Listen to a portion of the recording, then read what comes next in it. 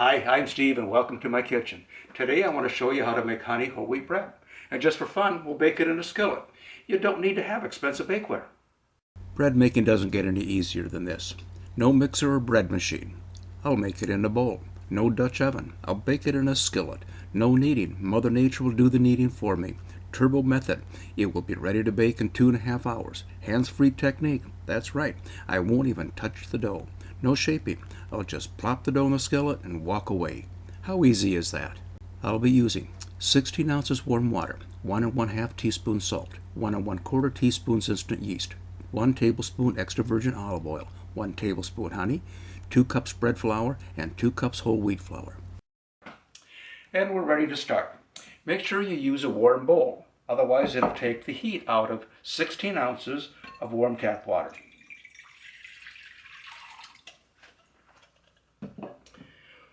1 1/2 teaspoons salt,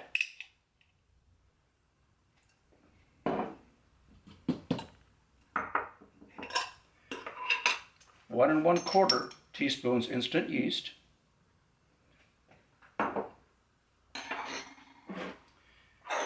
1 tablespoon extra virgin olive oil,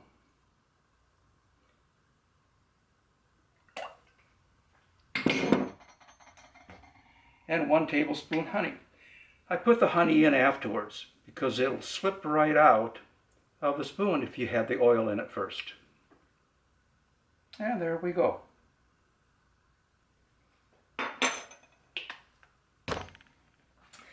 I'll give it a quick stir to combine.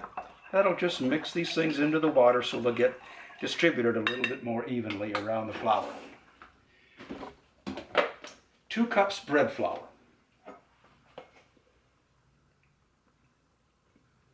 I put it on the side of the bowl so it doesn't splash as much.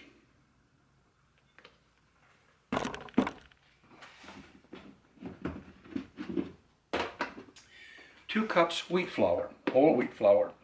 The reason I use a mixed blend, if you use all wheat flour, your loaf can be dense. If you put it with some bread flour, you'll get a nice airy crumb. And stir to combine. Now notice I use the handle end of a spoon. All I want to do is introduce the flour to the water. You don't have to use muscle to do that. You just introduce the two and it will start to come together. Then you get to a certain point and it'll tumble a little bit. The purpose of that is to bring the wet from the bottom to the top and to try to get some of the flour off the sides. Okay, now I'm going to scrape the flour from the sides. Notice how I spin the bowl. No reason for you to go in circles. You might as well spin the bowl and have it go in circles.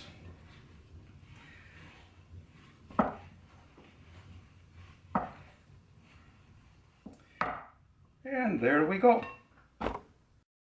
I cover the dough with plastic wrap and it's ready to proof. The ideal temperature for proofing is 78 to 85 degrees, but the typical home is 68 to 72 degrees, so I'm going to use the oven light method for proofing. Turn the oven light on.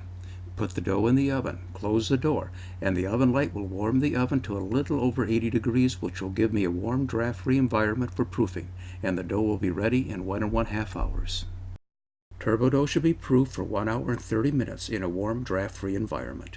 It's been 1 hour and 30 minutes. It's time to make the bread. The dough has proofed and more than doubled in size. I'm going to start by spraying the skillet with no-stick spray. I'm going to get it up the sides and I'll set it aside. The next process is called Degas pull and stretch. Simply put the handle end of a spoon in your dough, spin it around, and it'll all come together. This is called roll to coat. Now watch what this does. By dusting the dough with flour, it becomes a lot easier to handle if you would want to handle your bread.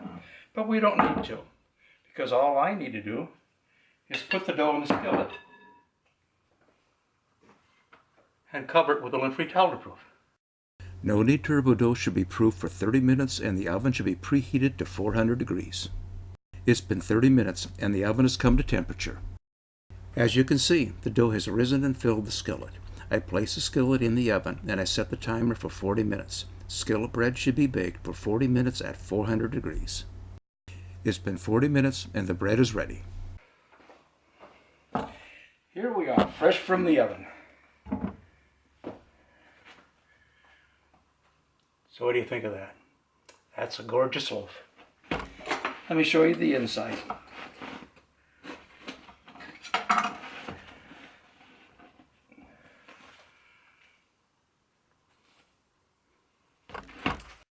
If you like this video, you'll love the website. Go to no-kneadbreadcentral.com. It provides quick and easy access to a wide variety of no-knead bread videos. Thanks for watching.